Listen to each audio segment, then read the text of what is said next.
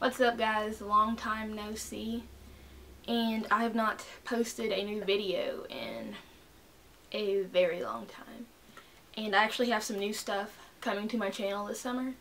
I have a new camera, I have new equipment, I have a new editing software coming in, so I'm pretty excited for that. And I'm about to turn my channel around, start doing a bunch of collabs and some short films, some skits, a lot of challenge videos, so I'm excited for that. But as we all know, something big took place last week, and I've seen a lot of negative comments about it. And if you read the title, you know who and what I'm talking about. And it's Bruce Jenner becoming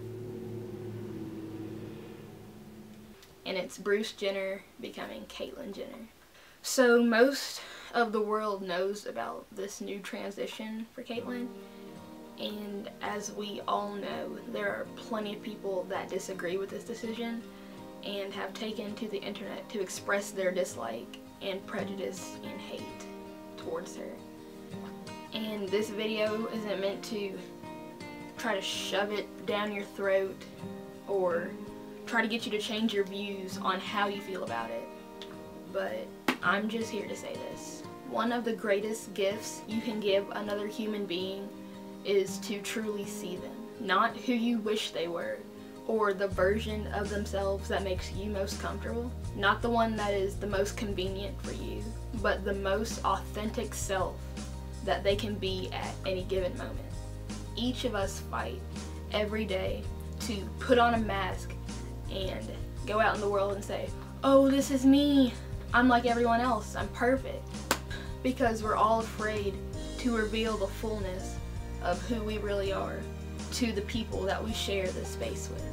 We fear the rejection that we think will come when people know who we truly are. And it is so very rare to witness someone being all of themselves like we did this past week. Decades and decades of lying, hiding, concealing, and denying what you know to be true about yourself. And bringing that to the light with the whole world looking at you takes more courage than most of us will ever really understand. While we're on the topic of courage, as a lot of you know, a photo went viral of Army veteran Noah Galloway stating that he was the runner-up for the Arthur Ashe Award, coming in second place to Jenner. But that's not true. Several sources have stated that there actually is no such thing as a runner-up for this award. She might not be a hero to you, but there are 700,000 transgender teens and people in the United States. Even more than that, because they just haven't come out with it yet because they're afraid of the backlash that will come out like this. Caitlyn is courageous. Our troops are courageous. I mean, it's not a competition. And then there are those people that said they would still refer to her as him and still by the name of Bruce. And sadly, the main excuse for not accepting Caitlyn and her change is religion. But what someone else does with the body that they're given is of no concern of yours and doesn't involve or hurt you in any way. Just because you don't understand it doesn't mean you need to, have the right to go online and shame her and bait for likes or retweets or whatever you're trying to get attention for. I mean, people have breast surgery, adding or removing. People get tattoos, some of which are very religious. People get piercings, people cut their hair, which would all be technically considered changing your godly image. Is trying to make yourself comfortable in your own skin, changing into something you've always wanted to be after waiting 65 years and finally having the chance to be truly happy, a sin? People have literally killed themselves over being scared or ashamed of who they were. And this isn't the love or compassion that Jesus preached. This is sitting upon a cloud of judgment and handing out opinions and life lessons to all the sinners. What people decide to be decide to do with their bodies, decide not to do with their bodies, who they become, or who they decide to be with in terms of sexuality are of no one's concern. If it really bothers you that much, then just know that it is not your job to judge them, and when their time comes, they will be judged. But until then, just keep your mouth shut, keep your opinions to yourself, because how you judge is exactly how you will be judged. And for all the people that are shaming her for religious reasons, Jesus saw people for who they were and made them feel seen and known and loved. Whether they were priests or soldiers or children, beggars, prostitutes, thieves. And all I can wish for is that one day all of us have eyes like that, to see everyone that way.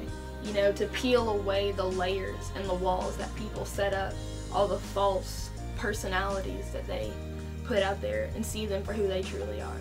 And I want to do this because I understand what it feels like to believe that once I revealed my true self that I would be unloved, to live afraid of being my true self, to believe that only a select part of me was worth sharing to everyone, the part that appeared normal. Last week, someone whose story is different than mine started a journey unfamiliar to me, yet in the most important ways, it is familiar ground. We all walk this road together, partially in hiding, hoping to find a home in our own skin, hoping to make peace with the full truth of who we are, and praying that we'll be safe there once we do. Last week, another human being moved out from underneath the shadows and asked to be fully seen, fully known, and fully loved. She said her name was Caitlyn, so I will call her Caitlyn. And anyone who still refers to her as Bruce because that was her birth name, do you call Marilyn Monroe Norma? Do you call Rihanna Robin? Do you call Whoopi Goldberg Karen? Do you call Tina Fey Elizabeth? And so many other celebrities by their birth names? And I'm guessing you don't, because you respect their decision to be called by something else other than their birth name because they feel it doesn't fit them. Caitlyn is not a Bruce. Caitlyn is a Caitlyn.